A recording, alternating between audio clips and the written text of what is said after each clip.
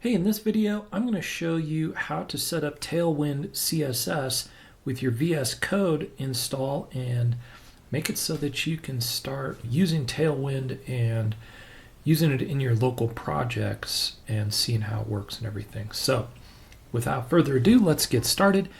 All right, so I am over here in VS Code. Now, there's a couple of things you can do as far as like extensions go.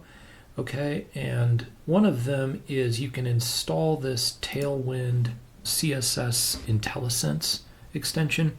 Maybe you've already done that. Maybe the reason you're watching this video is because you've been trying to make sure you can use Tailwind and it's not been working. I'm going to walk through that in just a second because I had the same problem, okay? This is still worth having because you'll be able to use it in just a couple of minutes, all right? So go ahead and grab that and then get that installed. And then what we're going to do is bounce over here to the Tailwind website. So let's see, Tailwind CSS, you've probably come here and then you're met with this idea of, okay, how am I going to get this installed? You search it up, go to docs, okay, and then installations include using Vite, PostCSS, or Tailwind CLI, right? Tailwind CLI is the one we're going to use because I think, for me at least, that's been the easiest to set up with VS Code. And all we have to do is get started with installing it using this terminal command, right? Actually, no. So if you're like me and you're a new web developer, then there's a good chance that you have not installed Node.js on your machine yet. And so what happens is if you've been frustrated like trying to run this in your terminal and then nothing's happening or it's not understanding it, then it may be because this NPM thing is not understood and it's just because you don't have Node.js. All right, go ahead and come over here to Node.js, come over to their downloads, and you can either do like the Mac or installer, right? Or you can run this stuff from the terminal. I just did the installer package and got it set up on my machine. And then I was able to start running these terminal commands that they recommend over here on Tailwind. Okay, so that's step one, is get Node.js going. And then what you do is just take this and just copy it and then bring that over into your terminal area. Okay, so I'm going to go ahead and just click this little button up here that opens up the terminal on my machine. All right, so I just hit that and then terminal pops open down here. You may want to just use like terminal from your apps, right? So you can do that, just search it up and do it. That's fine too. So either one should work. And then what you do is just go ahead and paste in that command that we got earlier, and it's going to do some thinking and do some installing and stuff, okay? And then you're good, right? So then the next step is just going to be to come over here, and now this is the part where I also got a little messed up, but you basically, they say just add this little snippet to your main CSS file. I've never used Tailwind CSS that much, right? Like I've used CSS in the past and done that. So most of my style sheets are named style sheet, right? Or something like that. Stylesheet.css. You can see in their example here, or maybe you can't see it. I could barely see it, but I wasn't paying attention to it. They're just assuming that you're naming the file input.css, and Tailwind has this weird, not weird, but whatever situation where it's like you're going to have an input CSS file where you put this command, and then Tailwind is going to generate and push a ton of CSS into an output CSS file. And so you'll not call like the style sheet the way you used to. You'll always call this like output style sheet. And so you'll have two of these in your folder inside of your VS Code. So if I look at my project here, I've got an input CSS file. That's the main one you need to create because the output will get generated once you walk through all these steps. But this is what it's going to look like in your project, is you're going to have like your HTML files and then whatever you end up naming your CSS, but you're going to have two of them, right? And one is going to be input with this, and one's going to be output, right? So I'm sure developers and CSS people can talk about the intricacies of all of this a little better than I can. I don't really care too much about the details.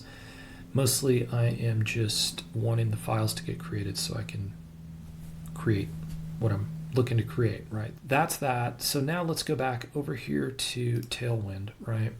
Okay, so we put this in our input file. Okay, we also we need to know what folder it's in, right? Source, input, whatever. Pay attention to that, because then our next command that we have to do on terminal is this npx command, which basically is going to tell it like, okay, here's our input CSS file, which is where that tag is, that at import Tailwind. And then here's our output CSS file. Okay, and so that's where Tailwind's going to put all of its classes and stuff that it creates for you. And it's going to watch this. So we just copy that, and then we put that into our terminal next.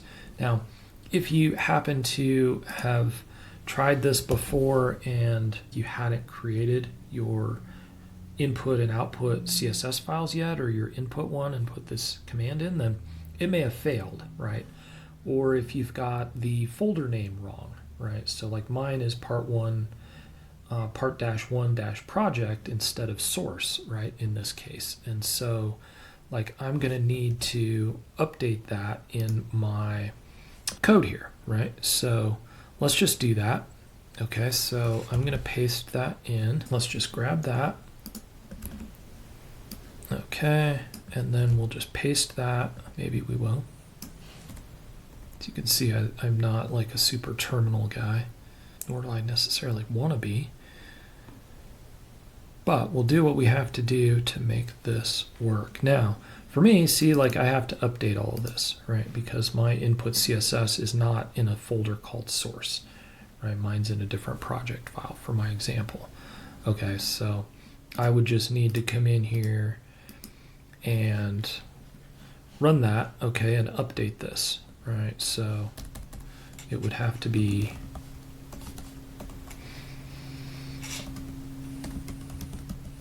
like that, and then same on the input side, okay? And so yours should just reflect all of that as well, and then you should be off and running, okay? And then you run that, and if it's successful, what's going to happen is the output CSS file is going to open, okay? So again, like according to the Tailwind instructions here, like we really didn't have to create an output.css file. It will create that for us. Doesn't hurt if you do create one, because it's just going to populate it anyway. Just make sure you've directed it to the right path. So then once you execute this command, what's going to happen is Tailwind's going to populate this output CSS file with a bunch of sort of base layer CSS for us that sort of overrides the main default CSS stuff that's happening in the browser background, essentially. Okay, so that will all be there, but then once you've got it, what's cool is you can just go into your HTML file and you can start using your Tailwind classes for the CSS, all right? And then you save that, it's all gonna compile together, and you're gonna see it in your output, okay? So that's how that looks.